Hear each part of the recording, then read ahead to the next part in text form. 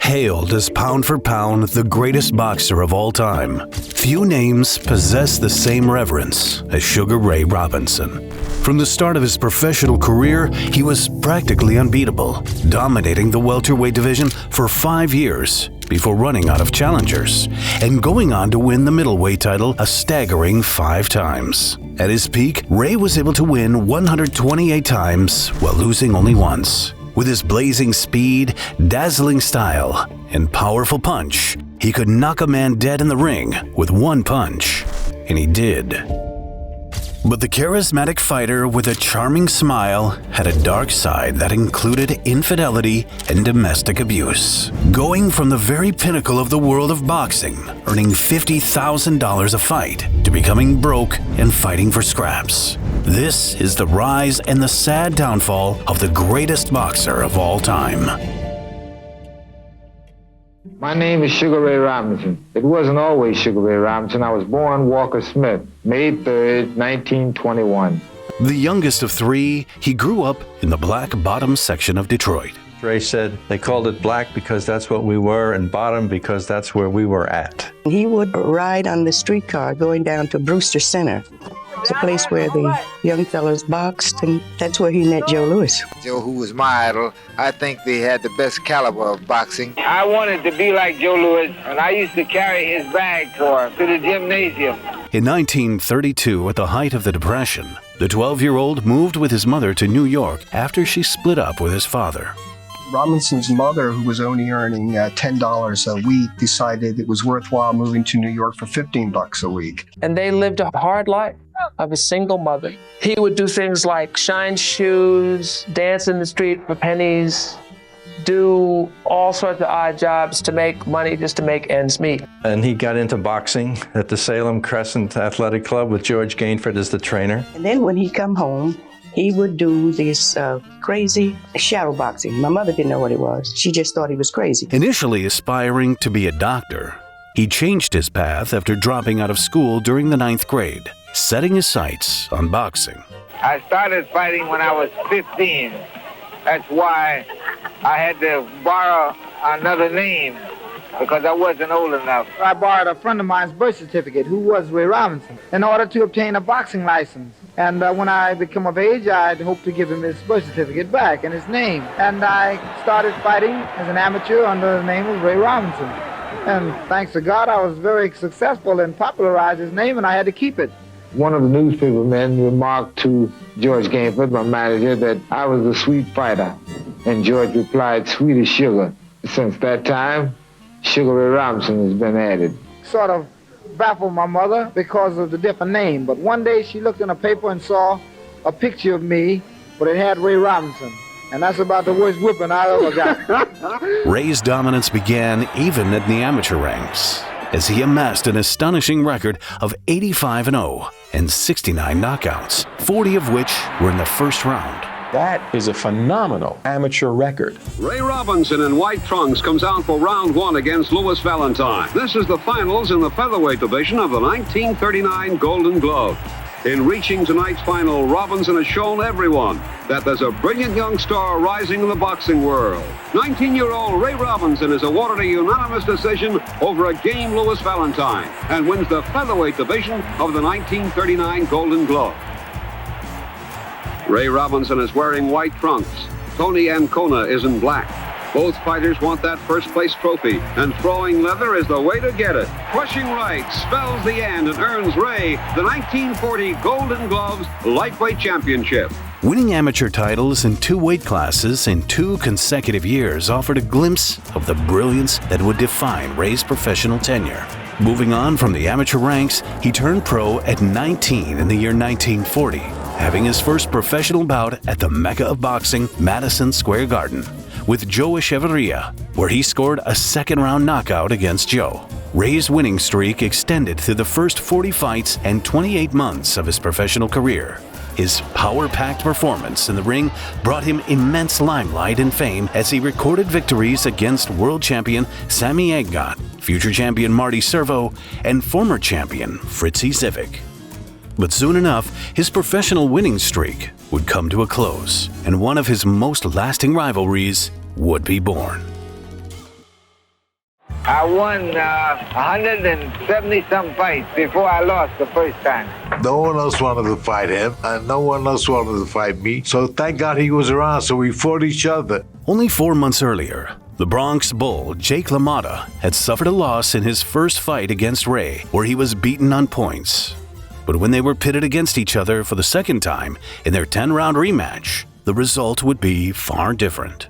Ray came in light at 144 pounds, giving up some 16 pounds to LaMotta. LaMotta came on strong and dominated Ray during the latter rounds, knocking him entirely out of the ring in the 8th round before winning a comfortable points decision on all 3 scorecards, adding 1 loss to Ray's previously unblemished 40-0 record. Probably also the first tough bull-type fighter that Ray fought. When Ray was fighting at an earlier weight, you didn't get a guy like that. And all of a sudden, here was this guy in front of him. I always will remember, he was a very tough boy. He hit him with everything, and he just would never go. He was very tough, very good, rough fighter. It wouldn't take Ray long to enact revenge, as the pair met again 3 weeks later in February 1943. But he took a tune-up fight before the rematch. 2 weeks after fighting LaMotta, he beats Jackie Wilson. 1 week after the Wilson fight, he fights LaMotta again and defeats LaMotta. 3 fights within 21 days and 2 within 8 days. Ray fought at a pace that would be unheard of today. It wasn't unusual for him to fight twice within a single week. In 1941 alone, he fought 20 times, including 2 fights in August, just 2 days apart. His schedule slowed down throughout 1943 before coming to a halt in the late summer when the first bit of controversy made its way into his career. The fateful hour of 11 has struck, and Britain's final warning to Hitler having been ignored, a state of war once more exists between Great Britain and Germany.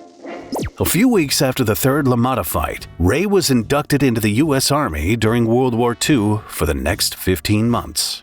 He served alongside reigning heavyweight champion Joe Louis as they went on tour with the entertainment arm of the military, better known as the Special Services Division, putting on exhibition bouts.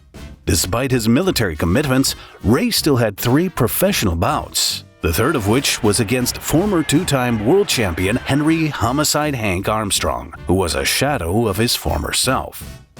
22-year-old Ray ruled the scorecards comfortably over 10 rounds, sadly beating his childhood hero. He later recalled in his autobiography, "As much as I didn't want to fight Henry, if I didn't fight him, I'd be costing him money. I had to fight him for his good." During his military duty, Ray found himself in hot water on multiple occasions, mainly due to his refusal to participate in exhibitions where African Americans were refused entry. The Army decided to send the group overseas because they were having great racial problems, particularly in England. Mr. Robinson decided that was not for him. So when the group left the port of embarkation, Ray was among those missing. Ray's story was that he tripped, fell downstairs, had amnesia, woke up in an Army hospital in Staten Island, and that led to his discharge. Not everyone agrees with that story. After his honorable discharge, Ray resumed his busy fight schedule in the fall of 1944 and went on another winning streak.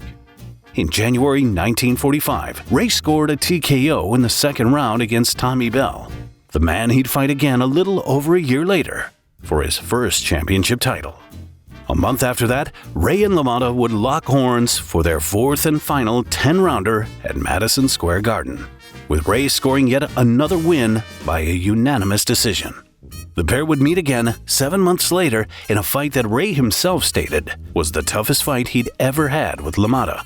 Over the 12 rounds bout, Ray dominated the early rounds with his technical prowess and footwork, while LaMotta rallied furiously in the 9th, 10th, and 11th rounds, suffocating Ray before losing in a very controversial split decision, which was severely booed by the 15,000 people in attendance and widely criticized by several newspapers and boxing publishers. By 1946, Ray had fought in 75 matches, out of which he'd won 73, losing 1 while 1 ended in a draw. Despite him being the top contender for the welterweight championship, he was never granted a shot at the title due to his lack of cooperation with the mafia, who controlled the boxing game back then. I read someplace that you had once been offered a $1 million bribe to dump a fight. I believe that I was blessed with a talent, and I believe it was a God-given talent, and I certainly would never think of doing anything. But this year, he was finally given a title shot against Tommy Bell. It was a hard-fought battle, with Bell proving to be a worthy adversary over the grueling 15-round encounter. Unlike Ray's routine of commanding the early part of the fight with LaMotta, Bell took control of the first third, including knocking down Ray right on his nose with a sharp left hook. But Ray's superior conditioning, precise combinations, and defensive mastery allowed him to take control of the last third of the fight and eventually come out on top as the new welterweight champion. 6 years after turning pro, Ray is finally the world champion in 1946. From there on, the problem was finding suitable challengers. Ray would eventually find that suitable challenger in 1947. And when he did, it was going to be a fight that would haunt him for the rest of his life. June 1947, Robinson signs to fight California's Jimmy Doyle in the first defense of his welterweight crown. What took place before and after that fight will live in Robinson's memory forever. The night before the fight, I dreamed in my sleep that I knocked him out and he died in the ring. And I got up that morning and I told the commission that I wasn't going to fight. And they said, why? And I told them what I had dreamed. They said, oh, Ray, no, that's just a dream. And they called a Catholic priest and a minister. And they came and they talked to me and told me to go ahead with the fight. It was a prescient dream because he killed Doyle with a single left hook. And just like we dreamed, Aldo, I hit him a left hook and he died right there in the ring. A few days later, there was a coroner's inquest. There were a lot of headlines. Robinson under probe and death of fighter. And the DA said to Robinson, when did you know you had him in trouble? And Ray says, when he signed the contract, I knew I had him in trouble. It's my business to have him in trouble. And for a long time, Aldo, I couldn't fight. I couldn't fight. When I started again, I couldn't hit a man hard, you know. Although that fight had a disturbing effect on Ray, he didn't let it slow him down, as he'd won 5 more fights, all by knockout before the year was over, while donating the majority of his purses from some of these fights to Doyle's mother. Ray never enjoyed boxing to begin with. For him, it was just a job, and the Doyle incident only amplified these feelings moving forward. He just did it for the money. Get you out of the situation that you're in. Stop your mother from working. A fight is a fight. That's a part of your job. You know, like going to work. You give me the impression that you rather enjoy your work, is that right? No, just the opposite, Ed. I've never enjoyed boxing. It's just a business with me, and I guess I know I've never enjoyed it. It reminds me of the old something barbaric when two people get in a pit and they throw money at them and they fight. In the summer of 1950, Charlie Fusari begins training for his upcoming title fight with Ray. With Robinson undefeated in 7 years, Fusari is faced with a monumental task. To date, Sugar Ray has had 112 professional fights. He has won 111, an incredible record. The world's welterweight crown goes on the block for charity. Or it does if champion Sugar Ray Robinson can make the weight. Challenger Charlie Fusari says no, Robinson didn't make it. Fusari himself has no trouble staying within the 147-pound welterweight limit. But Robinson needs 2 steam baths before he finally hits it right on the nose. Give you until 1 o'clock to make that quarter of a pound. A few hours later, he came back and was able to make weight for the fight. 30,000 fans suddenly see Fusari wearing dark trunks come to life in the 4th round. Fusari slips, but there's no count. By the 13th, Robinson's had the fight all his way, and Fusari, who needs a knockout to win, comes out fighting. There's the bell ending the fight. When the decision is announced, it's no surprise. Sugar Ray Robinson retains his crown with a unanimous decision over game Charlie Fusari. By this point, Ray was finding it hard to find suitable challengers in the welterweight division. And since he was finding it difficult to make the 147-pound maximum weight for the class, the next natural move was for him to move up to middleweight.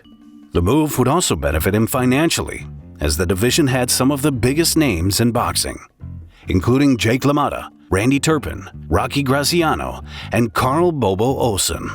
Ray campaigned between 150 and 156 pounds and had his first middleweight fight against Robert Villemain for a trinket known as the Pennsylvania State World Middleweight title, which he won. He went on to defend that title twice in 1950, one of which was against Jose Basora, whom Ray had earlier fought to a draw. In that title defense, Ray set a record that would stand for 38 years, knocking Jose out in 50 seconds. Towards the end of the year, Ray decided to set sail for Europe.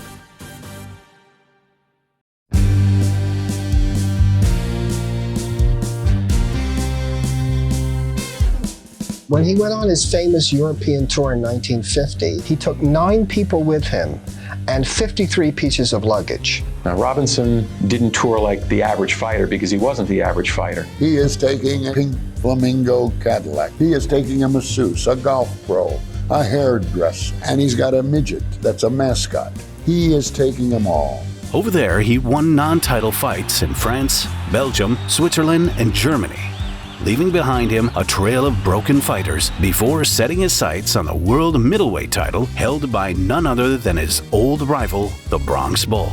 And so, boxing fans were about to witness one of the most iconic and brutal matches in history. Ray goes into training for the biggest fight of his career, Jake LaMotta and the world middleweight title. Middleweight champion Jake LaMotta is in training, deadly serious. Ray decided that maybe he needed a little extra edge and he was going to try and psych out LaMotta. During the contract signing luncheon, Ray had the waiter bring out a glass of blood, and he drained it right in front of Jake, whose eyeballs rolled back and he got kind of nauseous, and then he offered one to Jake, but Jake really didn't want it. But he thought Ray was crazy. And Jake, how many times did you fight Sugar Ray? I fought Sugar Ray so many times.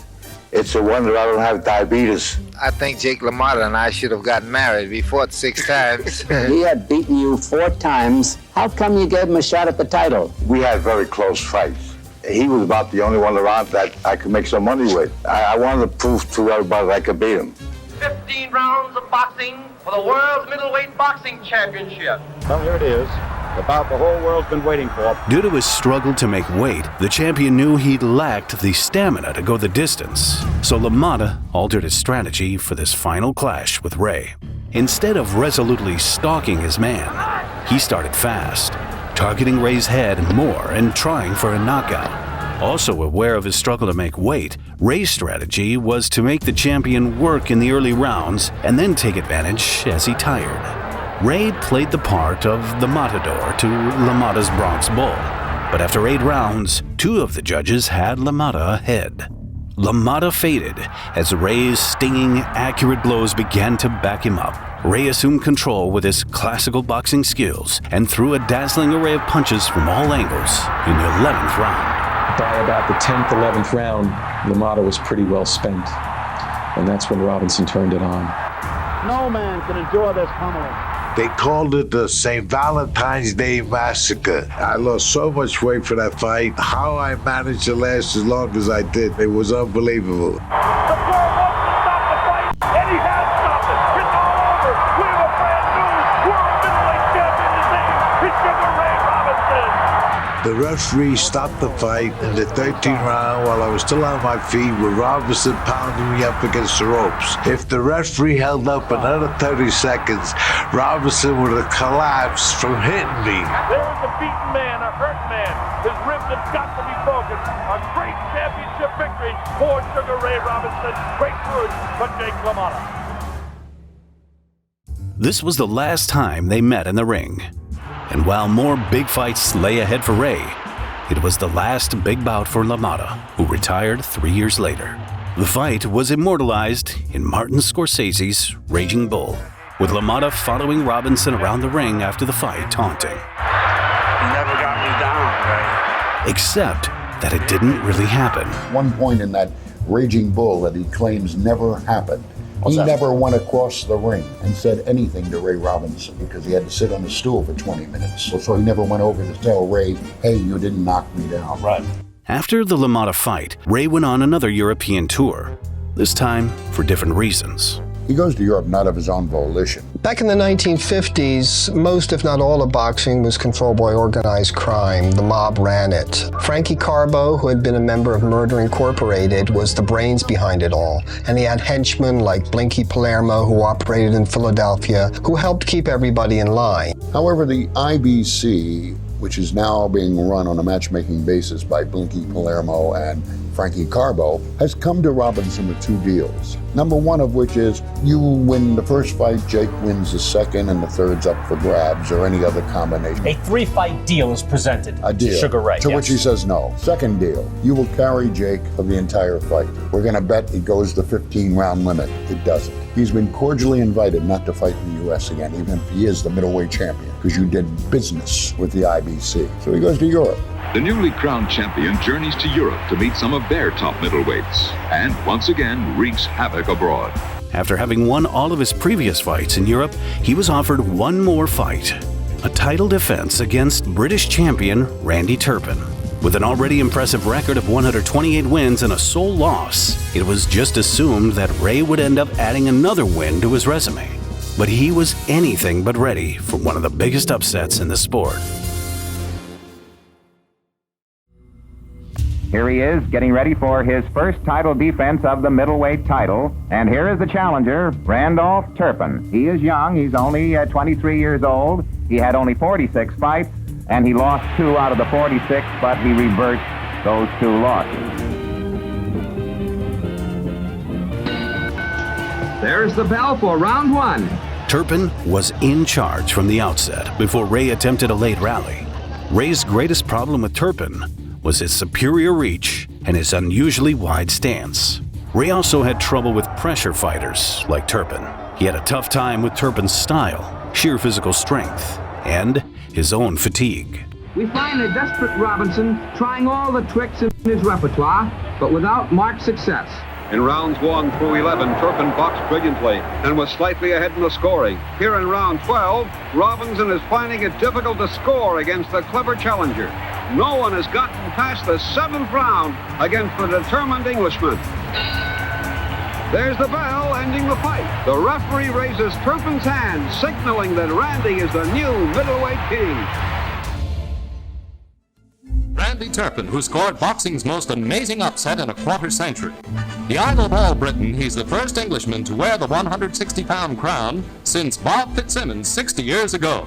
Overnight, Turpin becomes a national hero in England. On the day following the fight, Randy's hometown of Leamington Spa welcomes their new champion in a manner befitting royalty.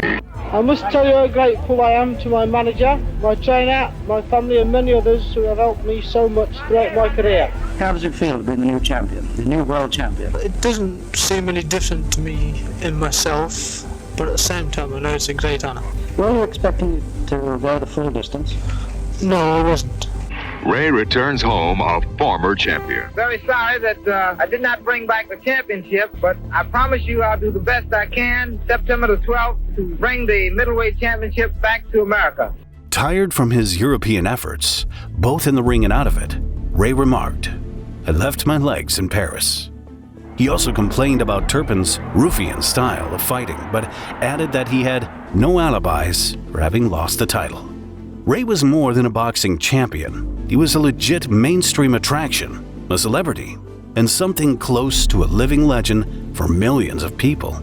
And with everything he had built up over the last 2 decades at stake, another defeat to a contender few had previously heard of would put an end to all that. No fight up to this point was more critical to Ray's image and reputation than the Turpin rematch. Here's Robinson getting into the ring. He's trained harder for this one than he has in a couple of years. The Polo Grounds is packed. 61,000 people. Robinson's best bet is to box this guy and look for spots. Ray is a lot of things in the ring, but he certainly isn't strong. A guy like Turpin can push him around. Robinson wants the middleweight crown back and is going right out after the champion. Ray was more assertive than in the first meeting, bringing his power to bear from the get-go to Turpin's body, before slowing down during the middle rounds, with his big shots now missing the target. By round 9, it was clear the momentum had shifted. A tiring Ray was again struggling with Turpin's greater strength and seemingly boundless stamina, as the contest dissolved into a messy affair. Although Ray was ahead on points, his fans grew increasingly concerned as Turpin appeared to be closing the distance and making it his kind of fight. Turpin won rounds 6 and 7. Robinson, although bleeding badly from a cut over the eye, won rounds 8 and 9. After the 8th round, my manager and I had gotten together, and my trainer, Pee Wee Bill, that I should coast for a couple of rounds and go all out in the last 5 rounds.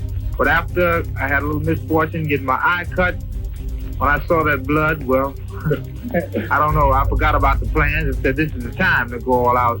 Ruby Goldstein, who was the referee, walked over to Ray's corner at the end of the 9th round and said to Ray, your cut is very bad. I'm going to stop the fight. Ray said, give me another round. He said, I'll give you one more round. I said, what did you think about when you saw, the blood? He said, do or die. Robinson reigning punches on champion Randy Turpin here in round 10. I want to climb in and help Turpin.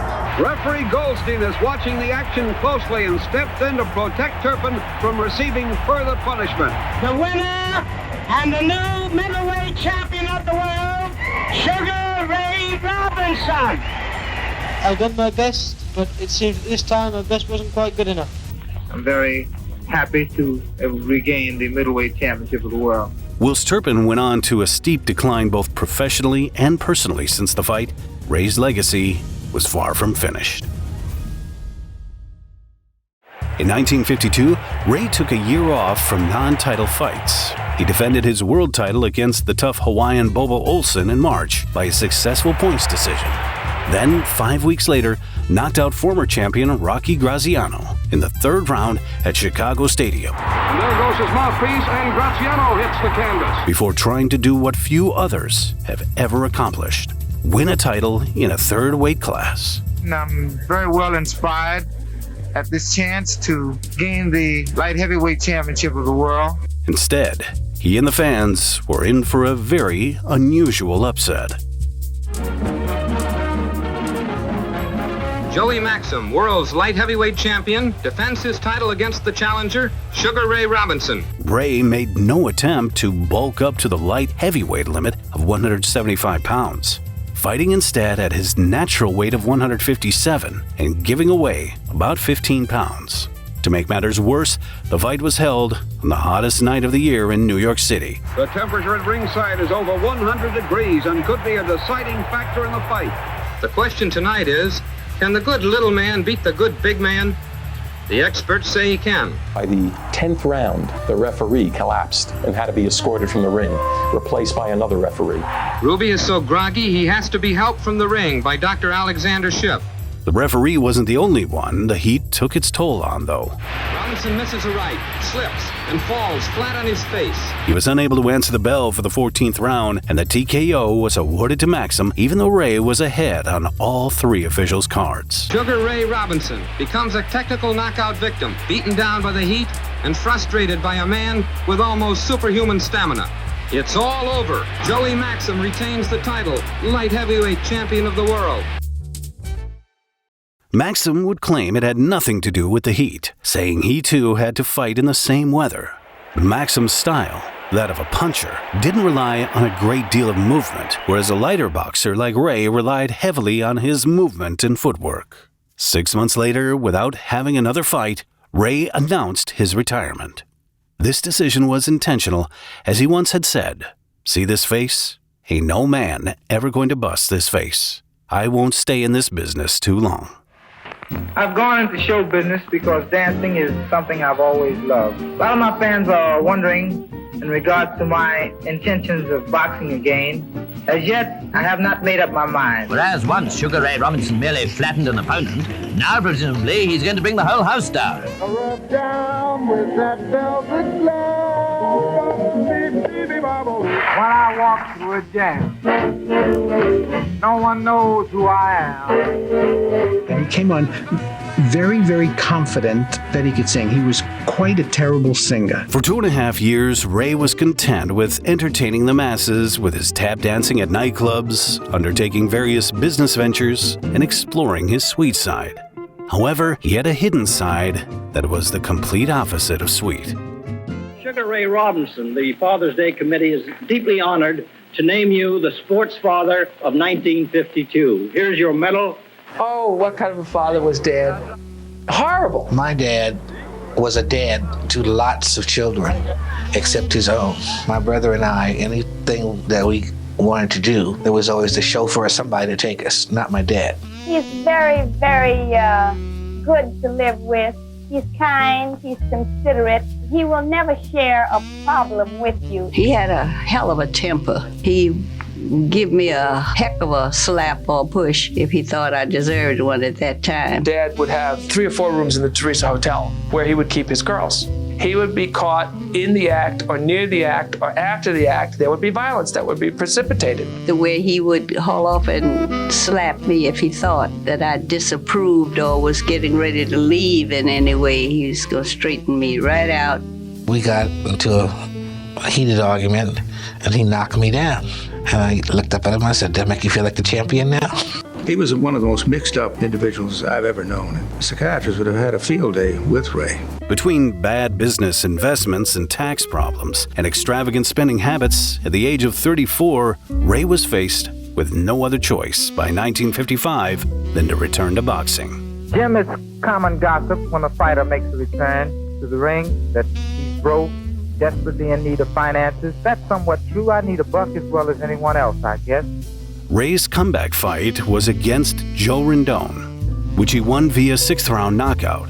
However, his aura of invincibility began to diminish against the rugged, bigger middleweights, as he lost his next fight 2 weeks later against Ralph Tiger Jones by a wide points decision. And everyone started to wonder, does Sugar Ray not have it anymore?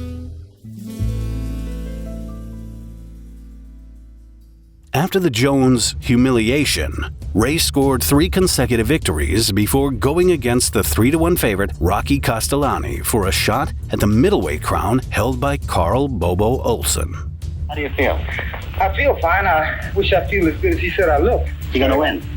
Well, if we didn't think he's going to win, we would never take the fight. Sugar Ray Robinson in white. Rocky Castellani is wearing black. This is a must-win fight for Ray. He wants Carl Bobo Olsen and the middleweight title. Robinson boxed brilliantly to win rounds 8 and 9. Here in the 10th and closing round, it's too close to call. There's the bell, ending this magnificent fight. 56 points, Robinson. And just like that, he was propelled into a world title fight against his old foe, Bobo Olsen. December 9th, 1955. Carl Olsen and Ray Robinson weigh in. The question, can Robinson regain the coveted crown a second time? Both fighters boxed cautiously in round 1. Here in round 2, the Chicago fans expect fireworks at any moment. Ray has trained feverishly for Olsen as he wants the world title back desperately. Having gone the full 15 rounds with Olsen last time, everyone was expecting a similar scene this time, using his skills to dance around the heavier-footed Hawaiian, while others, including many in the press, predicted him to lose as he was a 4-1 underdog. But Ray was about to silence all the doubters.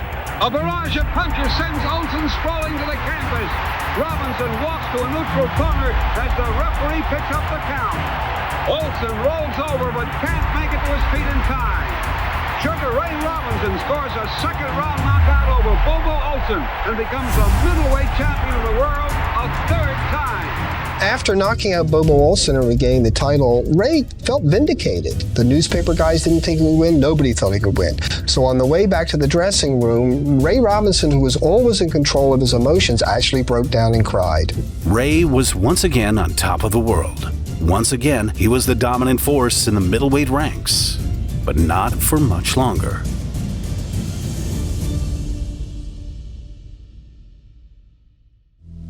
On May 18th, 1956, Ray gave Olsen a rematch, that time finishing him in 4 rounds. A lightning flurry and a pulverizing left hook drops Olsen like a fallen tree.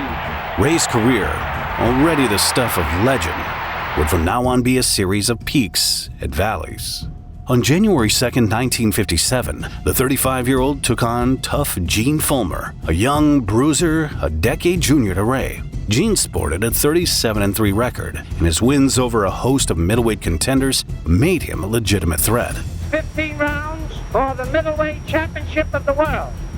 Fulmer's unorthodox boxing style of lunging forward is very difficult for Robinson to defend against. And there he goes through the ropes that time.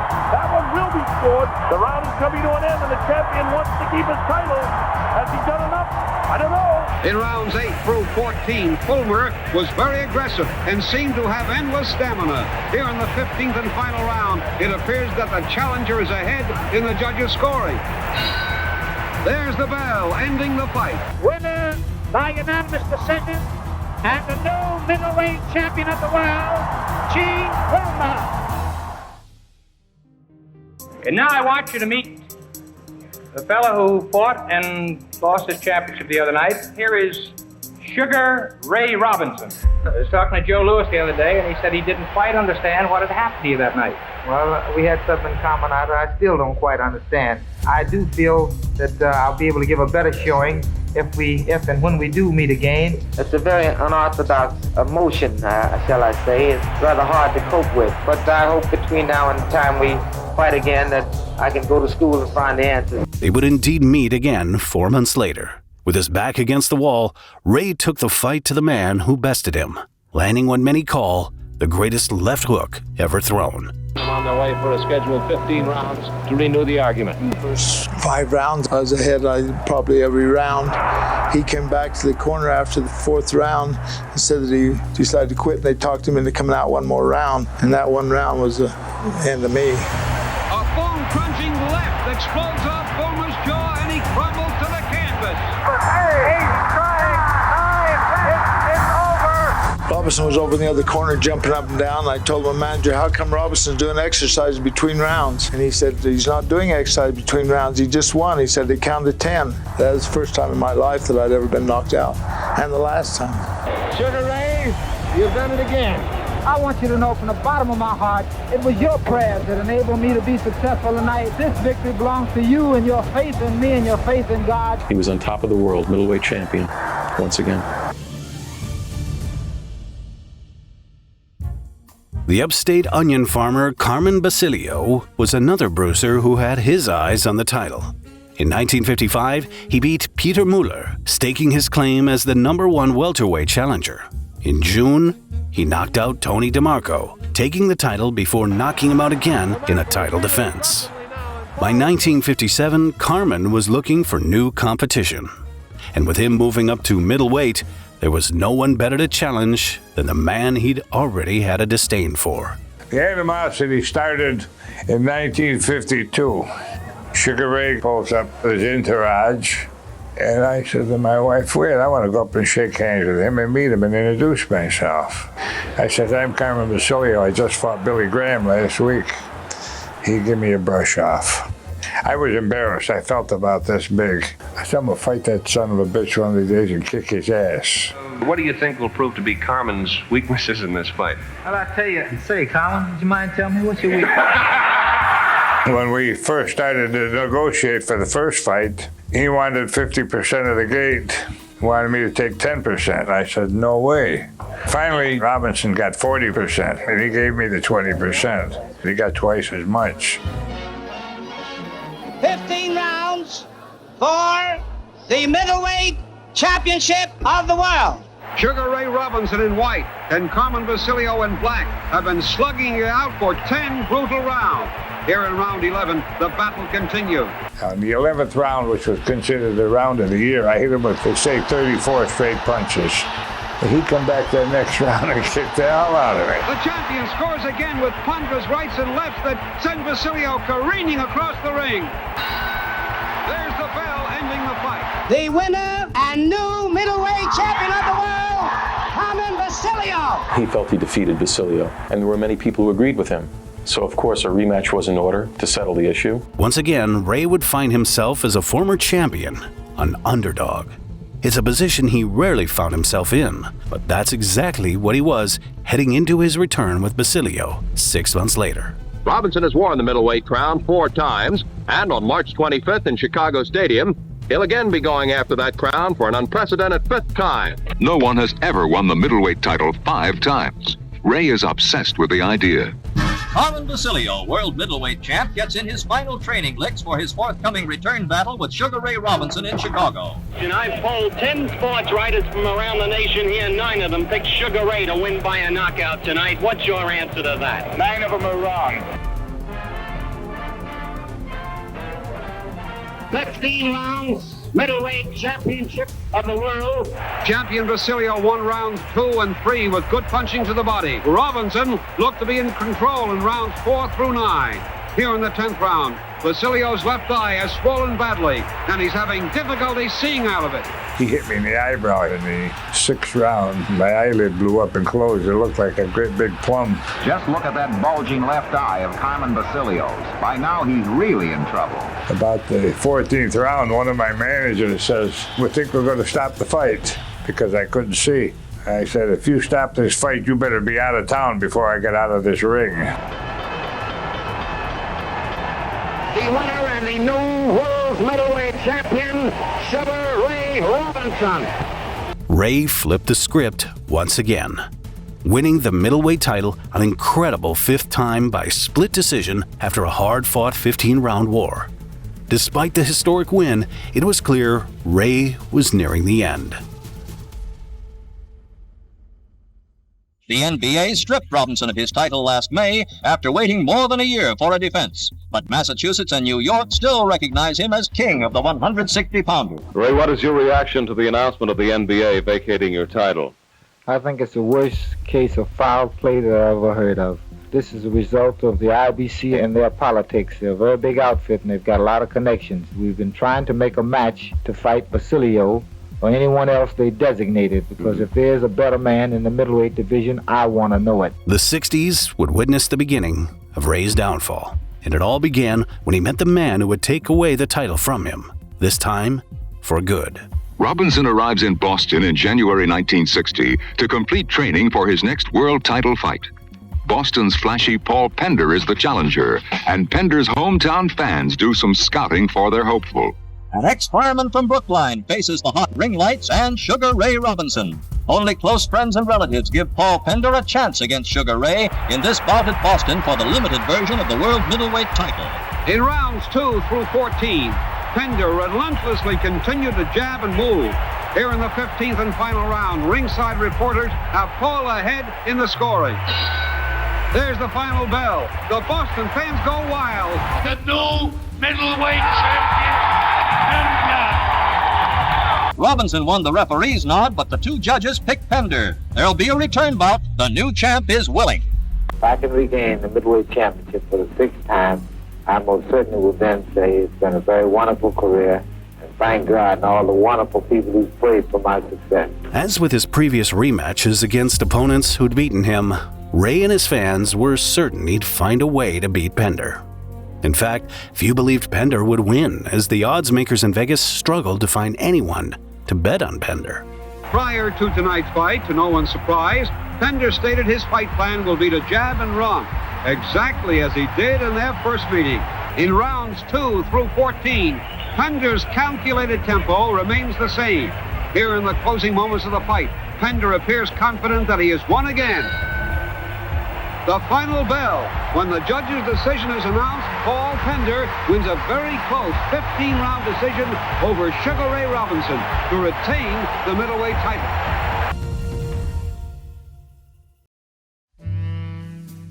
Robinson's marvelous skills had eroded terribly. He was nowhere near the fighter he used to be, but he was still a good fighter compared to everybody else. He would get 2 more shots at a title, battling his former nemesis, Gene Fullmer, who retained that title in a draw. There was one last attempt at Fullmer's championship the following year, but the champ kept his title on a decision. It was a man who just couldn't accept the fact that his physical skills had eroded. Robinson just couldn't do it. Ray continued to box for the money, for small purses, maybe under $1,000, fighting in a bull ring in Tijuana. He owed so much money that he foreclosed on his businesses. After we were separated, he began to take fights the prices were like cut in half. You felt great empathy for Ray, and no matter what he'd done, he was in trouble now, and I felt deeply sorry for him. Many people ask me, why do I keep fighting? Is it because I need the money? Yes, I need the money, but that isn't my main goal. I believe that I will emerge victoriously in another championship fight and retire as the middleweight champion of the world. Unfortunately, there would be no more title fights. Ray fought a further 46 times in the next 4 years and never challenged for a world title again. It's November 10th, 1965. The great Sugar Ray Robinson takes on the #1 middleweight contender, Joey Archer. Robinson must win tonight to put himself back in contention once again for middleweight honor. Robinson and Archer split rounds 5 and 6. Here in round 7, Archer lands a stinging left-right combination that sends Robinson crashing to the canvas. Robinson got knocked down by Joey Archer, and Joey Archer couldn't break a potato chip with a punch. Robinson says he's all right, and the fight continued. Archer won rounds 8 and 9 with accurate rights to the body and head. Here in the 10th and final round, Joey is definitely ahead in the scoring. There's the bell signaling the end of this great fight. The judge's decision goes to Joey Archer with a hard-fought victory over Ray Robinson. This match marked the last time Ray stepped foot in the ring. Madison Square Garden decided that he really deserved a proper send-off. Ray donned his terry cloth robe one last time, got up in the ring, and said his farewells and left to a standing ovation. This is a night he doesn't have to knock out an opponent to be declared the winner. There are 20,000 judges tonight, and they're all declaring him their permanent all-time champion. And in 1965, all of the businesses were gone, so he went to California. Can I help you? Didn't you used to be Sugar Ray Robinson? Still am. He had bit parts in movies. He lived with handouts from friends and celebrities. Frank Sinatra subsidized his existence. Frank Sinatra took royalty payments from Anheuser-Busch and signed them to Ray Robinson. And Ray used to get a monthly check from Anheuser-Busch. It was Sinatra's money that he just rerouted to Ray. Around that time, I began to see that Dad was a little bit different than Dad had always been. Ray would start forgetting a lot. He started doing some of the same things he had just done. He started getting nervous habits, slurring his speech a lot, moving a lot slower than Ray would have been moving. And I made Ray go see my doctor. And the doctor diagnosed it as premature senility. And then it just kind of went downhill from there. By 86, 87, he was a zombie. People who saw Ray at the end came away with tears in their eyes. So we jumped on a plane and we went out to see him in California. We walked in the room and he didn't even know who we were. I don't know how long it was after that. It must have been about 2 weeks or something, or a week. They said he was dead. Sugar Ray Robinson died of Alzheimer's disease and diabetes this morning in California. He was 67 years old. Ray finally passed away in April of 1989. Whenever he fought, the world had a way of standing still. The center of the ring belonged to him. We should remember Ray Robinson because he was the one perfect fighter. He was an American original, a genius at his art form. And there was a tragic dark side, as there are to almost all geniuses. His record at the end of his career was 175 victories, and he had 110 knockouts. I mean, that's twice as many knockouts as active fighters have fights these days. I had to put him in the pantheon of pugilism. That's his place. The greatest pound for pound that I ever saw. And as a human being, he was a man wrestling with his own problems. One time at the old garden, I overheard a father and son talking. The father was pointing at the garden marquee and telling his son, "That's the greatest. You're going to be able to tell your son that you saw the greatest. You saw Sugar Ray Robinson."